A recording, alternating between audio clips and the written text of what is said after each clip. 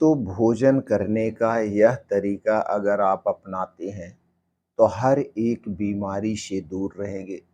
दोस्तों, आज हम भोजन करने में कई गलतियाँ करते हैं, जिससे हमारा शरीर हमेशा बीमार रहता है और कुछ ऐसी बीमारी हमारे शरीर में लग जाती है, जो कभी हमारा पीछा नहीं छोड़ती है। जैसे blood pressure, blood sugar, thyroid, cholesterol, पेट से संबंधित जितनी बीमारियां हैं, बालों का झड़ना, बालों का असमय पकना, ये सारी दोस्तों हमारे गलत दिनचर्या, गलत खान-पान का तरीका, हर एक बीमारी इसे घेर लेती है। तो दोस्तों, आज के वीडियो में खाना खाने के कुछ तरीकों के बारे में शेयर करेंगे। अगर आप ये तरीका अपनाते हैं, तो दोस्तों पूरी ज़िंदगी बीमारी से आप दूर रहेंगे, पूरी ज़िंदगी। दोस्तों, भोजन जो है, हमारे शरीर का एक सुरक्षा कवच है। हमारा भोजन जो होना चाहिए, वो दोस्तों 70% नेचुरल चीज़ों पर आधारित होना चाहिए। अगर हम नेचुरल चीज़ों की बात करें, तो दोस्तों हरी साग-सब्जियाँ, ताज़े मौसमी फल, अखरोट्स यानी जो बीन्स होते हैं, ड्राई फ्रूट्स होते हैं, दूध, दही, मट्ठा, डेयरी प्रोडक्ट, लेकिन ये डेयरी प्रोडक्ट आपके घर के हैं। दोस्तों, इनमें प्राण होती है, ऊर्जा होती है। ऐसे भोजन हमारे डेली रूटीन में शामिल होने चाहिए और ये जो शामिल होंगे दोस्तों, इन्हें करने का सही तरीका होना चाहिए। दोस्तों, अगर हमें बीमारी से दूर रहना है, तो हमें घर से बाहर की खुली हुई ठेले-ठुमचे की डिब्बे बंद, पैकेट बंद ये जितनी चीज़ें बनती हैं, इन्हें खाने से बचना होगा। क्योंकि ये चीज़ें जो बनती हैं, वो किससे बनती है? चीनी से बनती हैं, मैदे से बनती है, रिफाइन किए गए तेल से बनाई जाती है।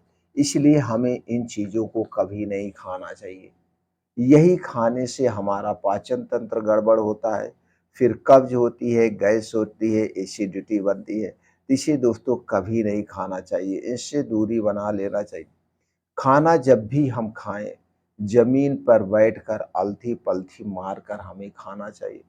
खाने को हमेशा 32 बार चबा-चबा के खाना चाहिए। अगर हम खाने को 32 बार चबा-चबा के खाएँगे, तो जो हमारे मुँह से लार निकलती है, सलाइवा निकलती है, यह एक पाचक रस है, यह अल्काइन होता है। यही खाने को पचाता है, यही खाने को गलाता है। इसलिए खाना हमेशा ज़मीन पे बैठ के चबा-चबा के खाना चाहिए। खाना खाने में कोई जल्दबाज़ी नहीं करनी चाहिए। खाना खाते समय बातें नहीं करना चाहिए, टीवी नहीं देखना चाहिए, हमारा ध्यान कहीं और नहीं होना चाहिए, सिर्फ़ और सिर्फ़ खाने पे होना चाहिए। खाने में हमेशा सारी चीज़ें होनी चाहिए, खाना को हमेशा सजा के खाना चाहिए। जब हम खाने को सजा के खाते हैं, स्वाद लेके खाते हैं, तो खाने का आनंद भी आता है और वह खाना जल्दी से पच जाता है।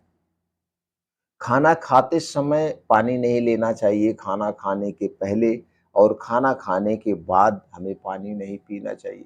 दोस्तों, खाना खाने के 1.5 से 2 घंटे के बाद पानी पी सकते हैं।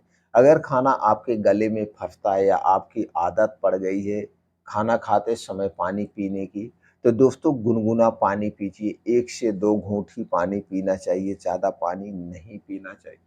खाना खा के दोस्तों आप आराम से चाहे जब भी खाना खाएँ, 15 से 20 मिनट खाना खा के दोस्तों हमें पद्मासन में यानी वज्र आसन में बैठना चाहिए। इससे हमारा डाइजेशन मजबूत होता है और खाना जल्दी से पच जाता है।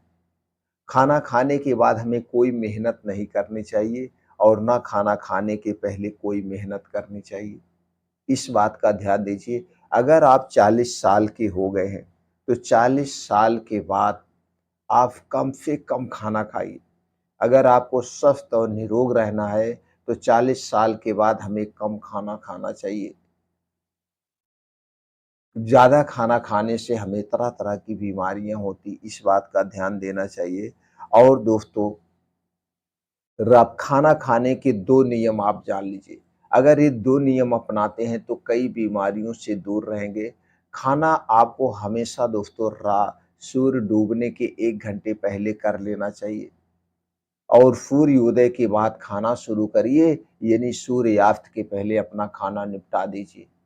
सूर्य डूबने के बाद हमारा पाचन तंत्र स्लो हो जाता है। सूर्य डूबने के बाद अगर हम खाना खाते तो वह खाना जल्दी से डाइजेस्ट नहीं होता है, हमारे पेटों में ज़्यादा देर तक पड़ा रहता है, और जितना देर तक हमारे पेट में पड़ा रहेगा, फिर वो खाना सड़ने लगता है।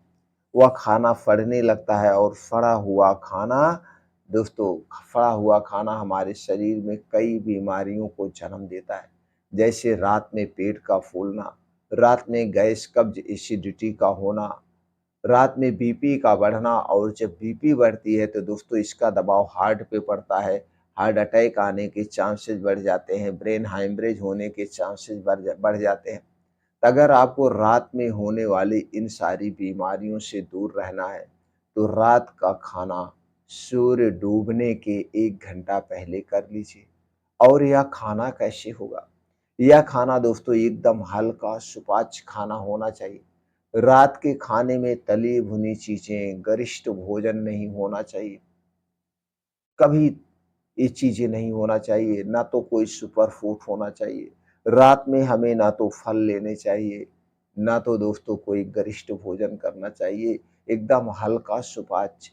और जब आप रात का खाना जल्दी खाएँगे, तो आप जल्दी सोने भी जा सकते हैं। जैसे मान लीजिए आपने रात का खाना 6 बजे के पहले खाया और सोने 10-11 बजे जा रहे हैं, तो 4 से 5 घंटे का समय मिलता है।